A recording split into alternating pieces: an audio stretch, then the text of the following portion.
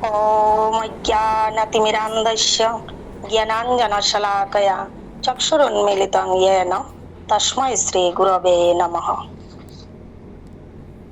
আমি লঙ্কার শঙ্করদেবনগরের নিকটবর্তী গ্রাম দক্ষিণ কান্দুরা নিবাসী শ্রীমতী প্রতিমা নাথ।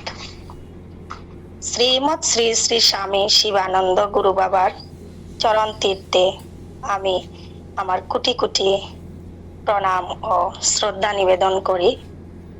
গুরু বাবা যাহার দিব্য লীলা গোটা বিশ্ব জুড়ে ছড়িয়ে আছেন, উনার লীলা বিশ্লেষণ করার সাধ্য আমার নেই, তবুও আমি একটু বলার প্রচেষ্টা করছি।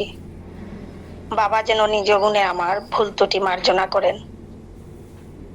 সন ছিল 1989, বয়স তখন আমার 7 বছর। প্রাথমিক বিদ্যালয়ে পড়তাম, প্রথম বা দ্বিতীয় শ্রেণীতে পড়তাম। যখন থেকে আমার বোধ শক্তি হয়েছে তখন থেকেই আমি মায়ের মুখে শুনতাম আমার মামার বাড়িতে স্বামীজি আসতেন। তখন গুরু বাবাকে স্বামীজি বলেই সম্বোধন করা হতো। মধ্যে মধ্যে স্বামীজি বাবার শুভাগমন হতো লঙ্কার এজারবাড়ি গ্রামের আমার শ্রদ্ধেয় কুলমণি মামার বাড়িতে। বাবার আগমনে সকলের হৃদয়ে আনন্দ উল্লাস জাগরিত হতো। প্রতিদিন সন্ধ্যায় গুরু কীর্তন ও প্রসাদ বিতরণ হতো। যখন ক্লাস 3-4-এ পড়তাম, আমার এখনো মনে আছে, তখন মা বলতেন যে স্বামীজি বাবা এসছেন, আজ সন্ধ্যায় গুরু কীর্তনে আমরা সবাই মিলে যাব। তখন মা আমাদেরকে বলতেন, তোমরা বিদ্যালয় থেকে এসে নিজের নিজের সবাই পড়াশোনা শেষ করে আমাদের সবাই ভাই বোনকে নিয়ে গুরু কীর্তনে যাব। তো যথারীতি আমরা আমাদের পড়াশোনা শেষ করে আমরা বিকেলবেলা মায়ের সঙ্গে গুরু কীর্তনে চলে যাই। গুরু কীর্তনে যখন কীর্তন চলতো, ভক্ত প্রেমিক বাবা দেখতাম এদিক ওদিক খুব পাইচারি করতেন। উনি চেয়ারে বসতেন না, উনাকে বসার আসন দেওয়া সত্ত্বেও উনি বসতেন না, এদিক ওদিক দেখতেন কোনো ভক্ত ভালো করে স্থান পেল কি না বসার, সেগুলো বাবা সর্বক্ষণ চোখ রাখতেন। কোনো ভক্তের আগমন হলে বাবা ডেকে ডেকে এনে বসাতেন। সেই স্মৃতিগুলো এখন চোখের সামনে সতেজ হয়ে ওঠে।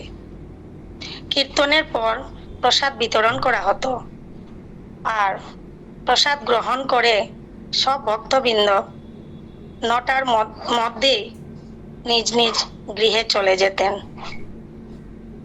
বাবা যে সময়ের মূল্য বুঝাতে চাইতেন, সময় যে কোনো বিষয়ের সময় নির্দিষ্ট সময় বেঁধে দিতেন, যে কোনো বিষয়ের যে নির্দিষ্ট সময়সীমার ভিতরে শেষ করতে হয়, সেই শিক্ষাটা বাবা বিশেষ করে আমাদেরকে শিখিয়েছেন। বাবা যেন আমার দৃষ্টিতে এক মাতৃস্বরূপ। মাতৃস্নেহ এক পবিত্র ও নিঃস্বার্থ অনুভব। ছোটবেলায় যখন ক্লাস 3-4-এ আমি পড়তাম, তখন শ্রদ্ধেয় কুলমণি মামার বাড়িতে বালক সেবার আয়োজন করতেন। বাবা যতবারই আসতেন বালক সেবা কিন্তু আয়োজিত হতোই। মামার বাড়ির পাশেই আমাদের বিদ্যালয় ছিল। আমাদের বিদ্যালয়ের ছাত্রছাত্রীরাও আমন্ত্রিত হতেন। ও আমার শ্রদ্ধেয় কুলমণি মামা একটি প্রাথমিক বিদ্যালয়ের প্রধান শিক্ষক ছিলেন। উনার বিদ্যালয়ের ছাত্রছাত্রীদেরও নিমন্ত্রণ করতেন। যখন আমাদেরকে সেবায় বসানো হতো, তখন সকল বালক বালিকাদের ভালোভাবে স্থান পেল কিনা বাবা খুব দেখতেন। আর বাবা তখন বলতেন, থাল দাও, গ্লাস দাও, জল দাও, কিন্তু জল দিলে আধা গ্লাস দিতে হবে, কারণ জল যেন অপচয় না হয়। ওনারা তো শিশু, প্রসাদও কম করে দেবেন। যারা পরিবেশন করতেন ওনাদেরকে সর্বক্ষণ বলেই যেতেন যে ওনারা শিশু, ওনাদেরকে কম করে দেবেন, লাগলে পরে আবার দেবেন। কিন্তু যদি কোনো বালক প্রসাদ যদি সব প্রসাদ থালায় না খেয়ে থালায় যদি অবশিষ্ট রেখে দেয়, তাহলে সেই প্রসাদ কিন্তু আমি সেবা করে নেব। বাবা এইভাবে বলতেন, আমার মনে আছে এখনো। তাই যারা প্রসাদ বিতরণ করতেন ওনারা খুব হুঁশিয়ার হয়ে প্রসাদ বিতরণ করতেন। বাবা এইভাবে সকলকে উপদেশ দিতেন। আর আমরা সেই প্রসাদ গ্রহণ করার পর বাবা স্বহস্তে আমাদেরকে 1 টাকা বা 2 টাকার নোট বিতরণ করতেন। আর সেই টাকা আমরা পেয়ে আমরা কত আনন্দে বাড়ি নিয়ে গিয়ে মার হাতে তুলে দিতাম, আর মা এগুলো জমা করে রাখতেন। আমার মনে আছে 1 টাকার নোট, 2 টাকার নোট, 5 টাকার নোট আমরা পেয়েছি।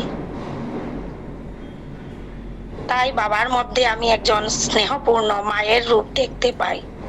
বাবা এইভাবে সন্তানের মতো আমাদেরকে পালন পোষণ করিয়েছিলেন।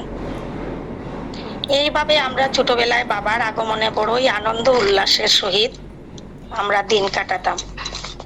এবার 2003 সালের কথা।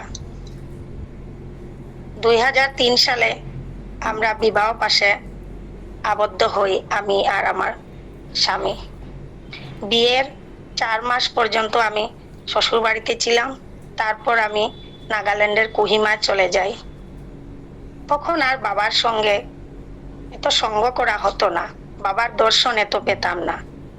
কারণ বাবা যখন লঙ্কায় পদধূলি দিতেন তখন আমার আর লঙ্কায় আসার সুযোগ হতো না।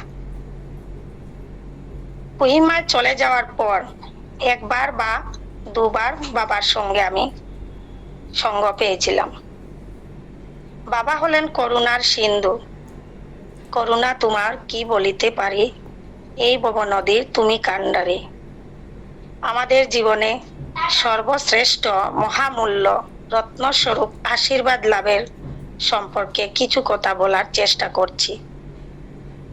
বিয়ে যখন 8-9 বছর হয়ে গেছিল, সকল নারীরাই মনে প্রাণে মাতৃত্ব লাভের আশা করেন।